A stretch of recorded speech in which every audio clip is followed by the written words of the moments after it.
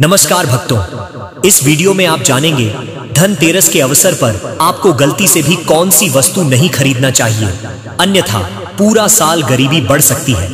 मित्रों, इसी विषय पर कुछ सवाल लेकर नारद मुनि भगवान कृष्ण से कुछ सवाल पूछते हैं।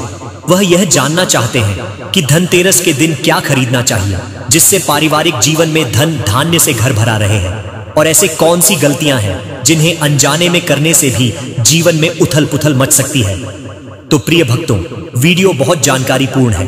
वीडियो को ध्यान से ईयरफोन लगाकर पूरा सुनिएगा और कमेंट बॉक्स में जय श्री कृष्ण, जय माता लक्ष्मी जरूर लिखिएगा। इससे आपको सभी मनोकामनाएं बहुत जल्दी पूर्ण होगी। तो चलिए अब वीडियो शुरू करते हैं। भगवान श्री कृष्ण एक सुंदर और शांत वातावरण में विराजमान है। चारों ओर हरियाली और हल्की हवाएं चल रही हैं। नारद मुनि वीणा बजाते हुए वहां आते हैं। उनके चेहरे पर जिज्ञासा है और मन में कई सवाल हैं।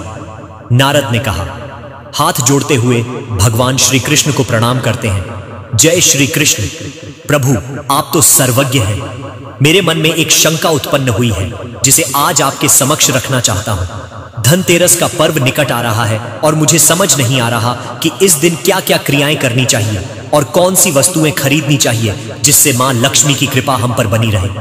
मैंने सुना है कि लोग इस दिन कुछ वस्तुएं खरीदने में बड़ी गलतियां करते हैं जिससे मां लक्ष्मी रुष्ट हो जाती है। क्या आप मुझे इस विषय में मार्गदर्शन देंगे? भगवान कृष्ण ने कहा, मुस्कुराते हुए धैर्यपूर्ण स्वर में, नारद, धनतेरस का पर्व धन और समृद्धि का प्रतीक है। इस दिन लोग मां लक्ष्मी का स्वागत करते हैं और उनकी कृपा प्राप्त करने के लिए वस्त्र, धातु और अन्य सामग्री खरीदते हैं। लेकिन जैसा तुमने कहा, कई लोग कुछ गलतियां करते हैं जिससे लक्ष्मी जी अप्रसन्न हो सकती है।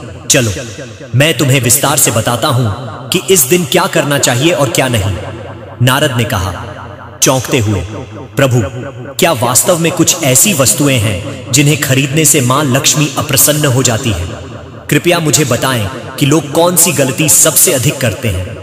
भगवान कृष्ण ने कहा, हां नारद, लोग अक्सर अज्ञानतावश कुछ वस्तुएं खरीदते हैं जो धन और समृद्धि के बजाय नकारात्मक ऊर्जा को आमंत्रित करती हैं। सबसे पहली गलती जो लोग करते हैं वह है स्टील के बर्तन खरीदना। स्टील राहु से जुड़ा हुआ माना जाता है और राहु नकारात्मकता का कारक है। इसीलिए इस दिन स्टील के बर्तन नहीं खरीदने चाहिए। नारद ने कहा, ध्यान से सुनते हुए, ओह, तो क्या इसका अर्थ यह है कि अन्य धातुएं जैसे सोना या चांदी खरीदना शुभ होगा? भगवान कृष्ण ने कहा, बिल्कुल। धनतेरस पर सोने, चांदी और पीतल की वस्तुएं खरीदना अत्यंत शुभ माना जाता है। ये धातुएं धन और समृद्धि का प्रतीक हैं। यदि कोई व्यक्ति सोना या चांदी नहीं खरीद सकता तो वह पीतल के बर्तन भी खरीद सकता है। यह माना जाता है कि इन धातुओं को घर में लाने से मां लक्ष्मी का स्थायी निवास होता है, जिससे परिवार में संपन्नता और समृद्धि बनी रहती है। नारद ने कहा, प्रभु, यह तो बहुत महत्वपूर्ण जानकारी है, लेकिन क्या कोई और ऐसी वस्तु है जिसे खरीदना अशुभ माना जाता हो? भगवान कृष्ण ने कहा, हां नारद, इस दिन काले रंग की कोई भी वस्तु खरीदने से बचना चाहिए।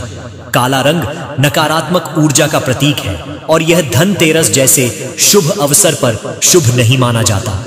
धनतेरस प्रकाश और उल्लास का पर्व है और काले रंग की वस्तुएं इन ऊर्जाओं को प्रभावित कर सकती हैं। इसके बजाय उजले या चमकीले रंगों की वस्तुएं खरीदना शुभ माना जाता है। नारद ने कहा, गंभीरता से सोचते हुए, यह सचमुच अद्भुत है प्रभु। तो इसका अर्थ यह हुआ कि लोग अपनी अज्ञानता के कारण ही इन वस्तुओं को खरीदकर मां लक्ष्मी को रुष्ट कर देते हैं। क्या कुछ और बातें हैं जो इस दिन ध्यान में रखनी चाहिए? भगवान कृष्ण ने कहा, सकारात्मक रूप से उत्तर देते हुए, हां नारद, इस दिन की गई कुछ अन्य छोटी छोटी गलतियां भी महत्वपूर्ण होती हैं। उदाहरण के लिए, लोग अक्सर धनतेरस पर झाड़ू खरीदने से बचते हैं, जबकि यह बहुत शुभ माना जाता है। झाड़ू मां लक्ष्मी का प्रतीक है और इसे खरीदने से घर की नकारात्मक ऊर्जा बाहर जाती है और दरिद्रता दूर होती है। झाड़ू को सहेज कर रखना और नियमित रूप से उसकी सेवा करना लक्ष्मी जी की कृपा पाने का एक सशक्त माध्यम है। नारद ने कहा, आश्चर्यचकित होकर, प्रभु, झाड़ू का ऐसा महत्व मैंने पहले कभी नहीं सुना। क्या इसके अलावा और कोई विशेष वस्तु है जिसे खरीदने से लाभ होता है? भगवान कृष्ण ने कहा, हाँ नारद, इस दिन गोमती चक्र और श्री यंत्र खरीदना भी अत्यंत शुभ माना जाता है। गोमती चक्र को पूजा के बाद तिजोरी में रखने से घर में धन की वृद्धि होती है और आर्थिक समस्याओं का समाधान होता है। वहीं श्री यंत्र मां लक्ष्मी का साक्षात स्वरूप माना जाता है। धनतेरस पर इसे खरीदकर दीपावली के दिन इसकी विधिपूर्वक पूजा की जाती है, जिससे घर में समृद्धि आती है और मां लक्ष्मी का आशीर्वाद हमेशा बना रहता है। नारद ने कहा उत्साहित होकर, प्रभु यह ज्ञान तो अनमोल है। मैंने सुना है कि धनतेरस के दिन खास तौर पर सुबह जल्दी उठकर स्नान करना और स्वच्छता का ध्यान रखना भी बहुत महत्वपूर्ण होता है। क्या यह सच है? भगवान कृष्ण ने कहा, सिर हिलाते हुए, बिल्कुल नारद, धनतेरस और दीपावली के दिन स्वच्छता और समय पर उठने का विशेष महत्व है। यह दिन विशेष रूप से स्वच्छता का होता है, क्योंकि मां लक्ष्मी को स्वच्छता प्रिय है। जो लोग गंदगी में रहते हैं या आलस्य से ग्रसित होते हैं, उन्हें मां लक्ष्मी की कृपा नहीं मिलती। इसलिए इस दिन साफ सफाई का विशेष ध्यान रखना चाहिए और घर के हर कोने को स्वच्छ करना चाहिए। साथ ही सुबह जल्दी उठकर स्नान करना शुभ माना जाता है। नारद ने कहा, प्रभु आपने यह भी बताया कि बुजुर्गों का सम्मान इस दिन विशेष महत्व रखता है। क्या इसका कारण यह है कि उनके आशीर्वाद से मां लक्ष्मी प्रसन्न होती है? भगवान कृष्ण ने कहा, हाँ नारद, यह सही है।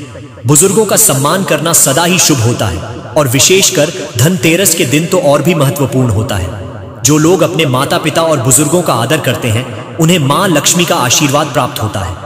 इसके विपरीत जो उनका अनादर करते हैं, उनसे लक्ष्मी जी अप्रसन्न हो जाती है। नारद ने कहा गंभीरता से विचार करते हुए, प्रभु यह सब सुनकर मुझे अब समझ आ गया है कि धनतेरस का पर्व सिर्फ वस्तुओं की खरीदारी से नहीं, बल्कि विचारों और क्रियाओं से भी जुड़ा हुआ है। मैं आपकी कृपा से अब इस पर्व को सही ढंग से मनाऊंगा और दूसरों को भी इसके बारे में बताऊंगा। भगवान कृष्ण ने कहा मुस्कुराते हुए, यह बहुत अच्छा है नारद। ध्यान रहे कि समृद्धि सिर्फ भौतिक वस्तुओं से नहीं आती, बल्कि हमारे आचरण और कर्मों से भी जुड़ी होती है।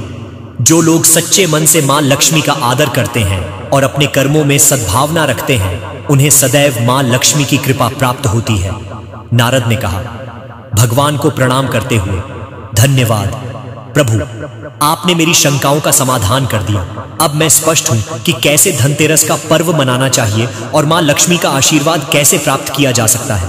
भगवान कृष्ण ने कहा, हाथ आशीर्वाद की मुद्रा में उठाते हुए, जाओ नारद, इस ज्ञान को सब में बांटो, ताकि सब लोग मां लक्ष्मी की कृपा से समृद्ध और खुशहाल जीवन जी सकें। नारद मुस्कुराते हुए प्रणाम करते हैं और वीणा बजाते हुए आगे बढ़ जाते हैं। भगवान कृष्ण फिर से ध्यान में लीन हो जाते हैं। तो मित्रों, अब आप जान चुके हैं आपको इस पावन धनतेरस के अवसर पर क्या करना है, क्या नहीं। अगर आपको वीडियो अच्छा लगा तो वीडियो को लाइक भी कर देना और कमेंट बॉक्स में जय श्री कृष्ण, जय माता लक्ष्मी जरूर लिखना मित्रों। और ऐसे ही और वीडियो देखने के लिए चैनल प्रकाशित जिंदगी को सब्सक्राइब करके बेल आइकन को दबा देना। हम मिलेंगे अगले वीडियो में। आप सभी को धनतेरस और दीपावली की हार्दिक शुभकामनाएं।